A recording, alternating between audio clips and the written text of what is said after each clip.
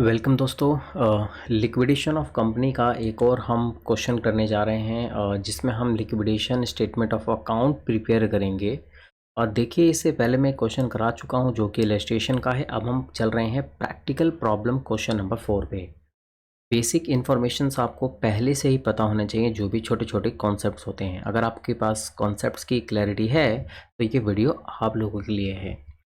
तो question number है आपका प्रैक्टिकल प्रॉब्लम का कौन सा 4। तो क्वेश्चन नंबर 4 पे चलते हैं। ये लीजिए, सामने है आपके स्क्रीन पे दोस्तों। मैं चाहूँगा कि एक बार आप वीडियो को पॉज करें और सबसे पहले क्वेश्चन को बहुत ही अच्छे तरीके से रीड करें। हाँ जी, ओके। तो मैंने कंसीडर कर लिया है कि आप लोगों ने वीडियो को पॉज किया और बेहतरीन तरीके से क्वेश्चन को रीड किया। देखिए, ऐसा क्वेश्चन पेपर में जनरली 8 मार्क्स तक का आ जाता है और बहुत ही आसान सा क्वेश्चन है, बिल्कुल बच्चों वाला लड्डू क्वेश्चन है। Full Stop Limited gives you the following ledger balances on 31 March. ठीक है जी, हमें बैलेंसेज गिवन है। नेक्स्ट वन, ये सारे हमारे आइटम्स गिवन है और उसके बाद बोला गया प्रेफरेंस डिविडेंड जो है वो अरियर है पिछले 3 साल से। अब हम एक काम करेंगे कि जो हमारे प्रेफरेंस शेयर्स है, ज़रा हम उन पर ध्यान देते हैं। प्रेफरेंस शेयर्स का रेट ऑफ इंटरेस्ट 10% है और 5 लाख का है तो 10% है। तो इसका मतलब है कि पिछले 3 साल का जो डिविडेंड जो अभी भी आउटस्टैंडिंग है, जो कि 1.5 लाख रुपए है। इस चीज़ को हम साइड में नोट बनाकर लिख लेते हैं। अगला चीज़, क्वेश्चन कह रहा है कि एसेट्स को रियलाइज़ किया गया है और ये हमारे सारे एसेट्स बेच दिए गए हैं। अब जानते हैं दोस्तों कि हम जो है लिक्विडेटेड स्टेटमेंट ऑफ अकाउंट में क्या क्या बनाते हैं। देखिए, अगर आपको ये बात नहीं पता तो ये एक मैंने फॉर्मेट बनाया हुआ है, ये बात आपको पता होना चाहिए। डेबिट में cash and bank balance, assets realise होता है वो सरप्लस बैलेंस आ जाएगा। देन उसके बाद call from shares holder, legal charges सबसे पहले लिखे जाते हैं, लिक्विडेशन के एक्सपेंस लिखे जाते हैं, लिक्विडेशंस के जो लिक्विडेटर होता है उसका रेम्यूनरेशन आएगा। प्रेफरेंशियल्स क्रेडिटर्स इंपॉर्टेंट है, डिवेंचर होल्डर के जो क्लेम होंगे वो, और देन उसके बाद अनसिक्योर्ड क्रेडिटर, फिर प्रेफरेंस शेयर होल्डर की पेमेंट, देन फिर इक्विटी शेयर होल्डर। देखिए, यहाँ मैं कोई कॉन्सेप्ट्स का जिक्र नहीं कर रहा हूँ, मैं डायरेक्ट सिर्फ क्वेश्चन उठाकर उसका सॉल्यूशन समझा रहा हूँ। तो प्लीज़ अभी फ़िलहाल मेरे से किसी कॉन्सेप्ट्स को उम्मीद मत करिएगा। अगर आपको कॉन्सेप्ट पहले से पता है तो ही आपके लिए ये वीडियो है, अदरवाइज़ आप इस वीडियो को स्किप कर दे दोस्तों, वरना आपका समय ख़राब हो जाएगा। तो वार्निंग मैं आप लोगों को पहले दे चुका हूँ। तो जो भी हमारे एसेट्स रियलाइज़ हुए हैं, हम एक काम करेंगे। सबसे पहले हम फॉर्मेट के अकॉर्डिंग सबसे पहले लिख लेते हैं हमारे बैलेंसेस। तो जो बैंक बैलेंस है, वो बैंक बैलेंस कितना है दोस्तों, देखें ज़रा। क्या हमारे पास कोई भी बैंक बैलेंस नहीं है, सभी हमने एसेट्स को बेचे हैं। तो एसेट्स को क्या क्या बेचा है? Land and building, inventory, plant and machinery. Land and building, inventory, plant and machinery, और उसके बाद क्या है? बुक डेप्ट। तो ये सारी की सारी चीज़ें हमारी सेल हुई हैं। अमाउंट क्या है? 6,20,000, 3,10,000 और 7,10। 620, 310, 620, 3,10,000 और उसके बाद है 710 और 660। 7,10,000 और प्लस में 6,60,000। तो देखिए, ये आपको पहले से पता होना चाहिए कि हम इस चीज़ को यहाँ लिखा करते हैं और हमेशा वो वैल्यू लिखा करते हैं जितने पे वो चीज़ रियलाइज़ हुई है। हमें बुक वैल्यू से हमारा कोई लेना देना नहीं होता है। बिल्कुल, बुक वैल्यू से हमारा 1% भी कोई लेना देना दोस्तों नहीं होता है।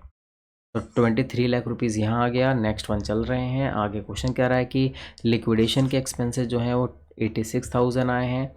तो मैं यहाँ लिख देता हूँ कि जो लिक्विडेशन के जो एक्सपेंसेस हैं वो कितने हैं? कितने हैं दोस्तों? लिक्विडेशन के एक्सपेंसेस 86,000 हैं, तो 86,000 लिख दिया है। नेक्स्ट वन बात करेंगे, रेम्यूनरेशन जो लिक्विडेटर है वो 2% लेता है रियलाइजेशन ऑफ एसेट्स के। तो हम यहाँ पे रेम्यूनरेशन लिखने वाले हैं। रेम्यूनरेशन किसकी लिखने वाले हैं दोस्तों? हम रेम्यूनरेशन लिख रहे हैं यहाँ पे किसकी? Bye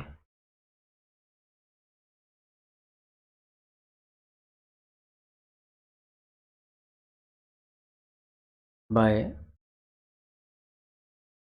remuneration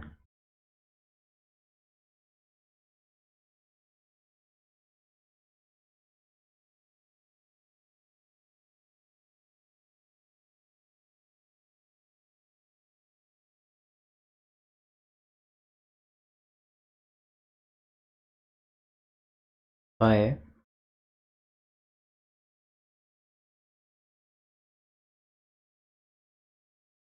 liquidator remuneration. आज ये थोड़ा पेन चल नहीं रहा है ठीक से, क्या हो गया इसको? ओ बड़ी दिक्कत कर रहा है ये तो आज।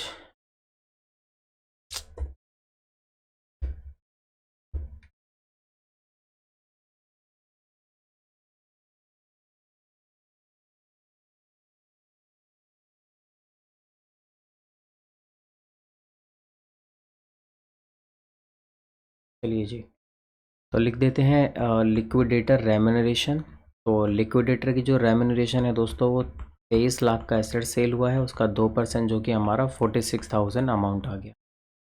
नेक्स्ट वन, आगे हम क्वेश्चन पे चलते हैं, अगले क्वेश्चन पे चल रहे हैं। और नेक्स्ट वन लाइन आगे कह रहा है कि इनकम टैक्स जो पेबल है दोस्तों वो 67,000 है। हम जानते हैं इनकम टैक्स जो पेबल है वो 67,000 है, ठीक है। इसको भी लिख लेते हैं, इनकम टैक्स पेबल जो है हमारा 67,000 है। थोड़ा समझ लीजिएगा दोस्तों, राइटिंग आज मेरी आएगी नहीं बिल्कुल भी ठीक से।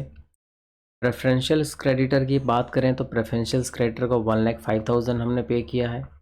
प्रेफरेंशियल क्रेडिटर, ये आप बहुत अच्छे तरीके से बात जानते हैं कि प्रेफरेंशियल क्रेडिटर की पहली प्रायोरिटी होती है।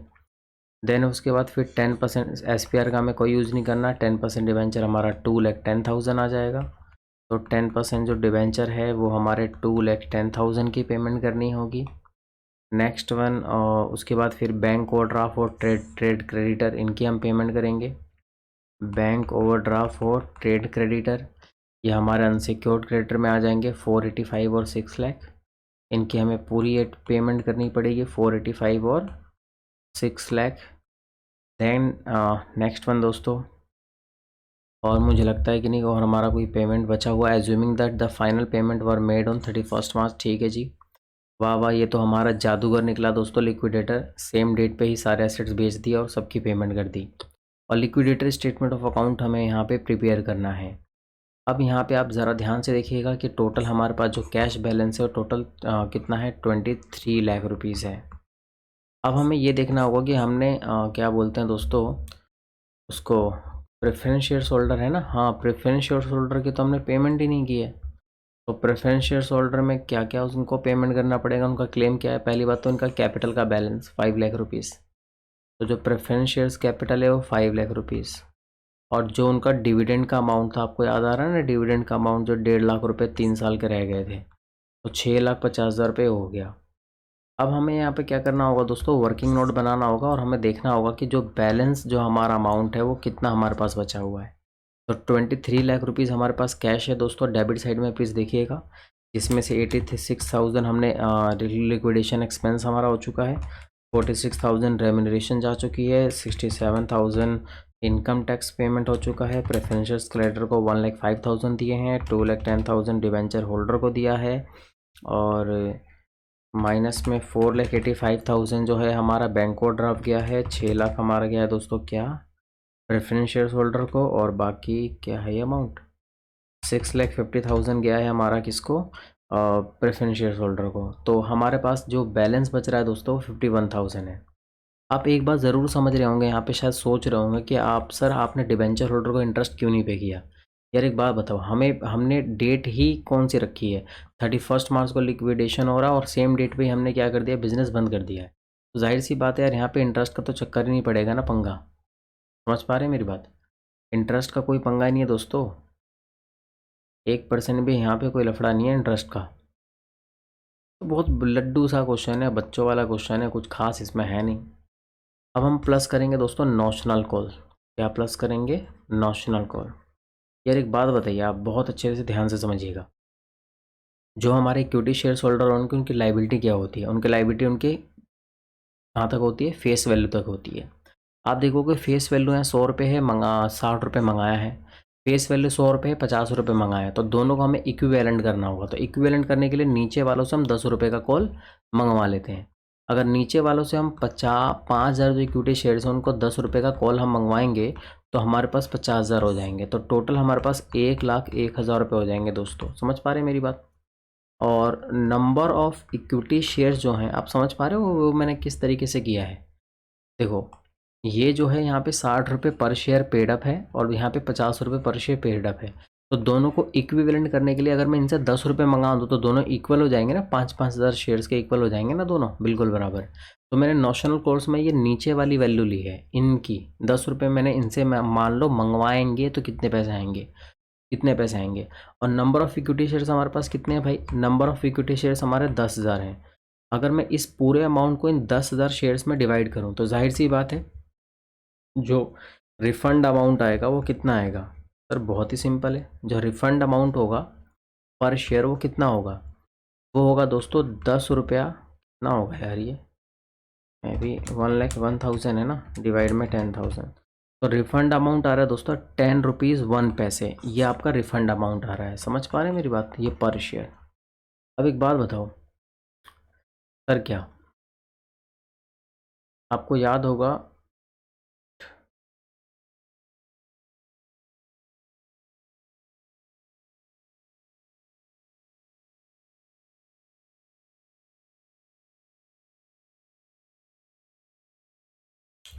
एक तरफ 5,000 शेयर्स हैं और दूसरी तरफ भी 5,000 शेयर्स हैं।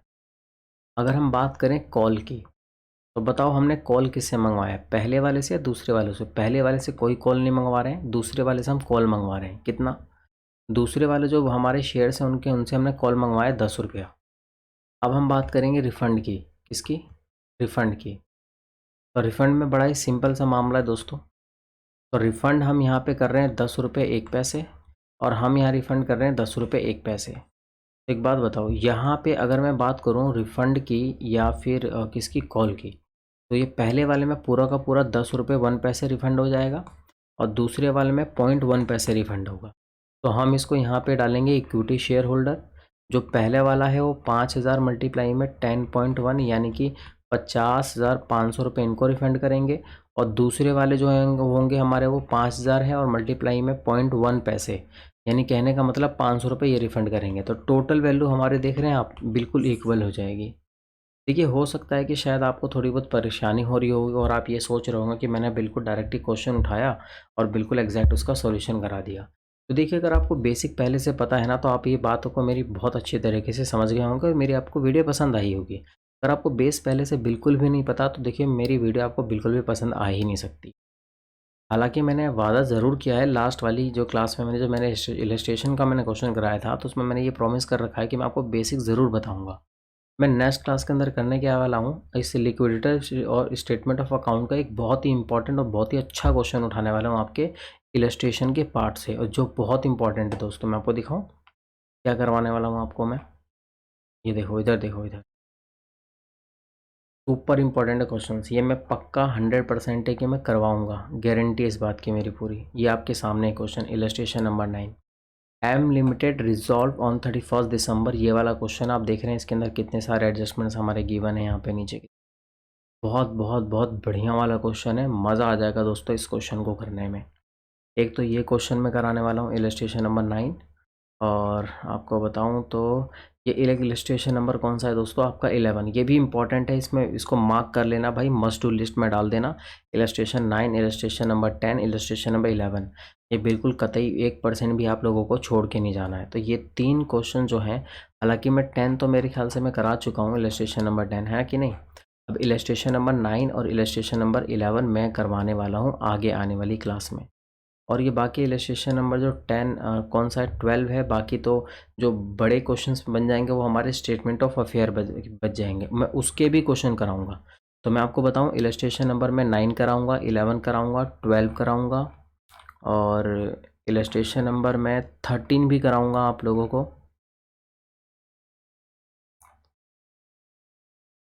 इलस्ट्रेशन 13 भी कराऊंगा। इलस्ट्रेशन नंबर 15 देखते हैं, 15 भी मैं आप लोगों को ज़रूर कराऊंगा। ओके, इलस्ट्रेशन 15 कराऊंगा। और प्लस में जो शुरू के क्वेश्चन हैं हमारे कौन से, इलस्ट्रेशन नंबर 2 ये कराऊंगा। जो जो मैं बता रहा हूँ सारी चीज़ें मैं आपको पक्का बाकायदा सॉल्यूशन ज़रूर मिलेगा इस यूट्यूब चैनल पे। ये 4th अभी मैं नहीं कराऊंगा, बी लिस्ट कॉन्ट्रीब्यूटरीज का क्वेश्चन है। इलस्ट्रेशन 5 ज़रूर कराऊंगा, 6 का ज़रूर कराऊंगा और 7 भी ज़रूर कराऊंगा। समझ रहे हैं दोस्तों मेरी बात को? तो इतने क्वेश्चंस आप लोगों को मेरी तरफ से मिलने वाला है। तो फ़िलहाल लगे रहिए दोस्तों, एग्ज़ाम की प्रिपरेशन करते रहिए। मिलते हैं अगली क्लास में। छोटा सा एक पार्ट था बस, ये ज़्यादा बड़ा नहीं था।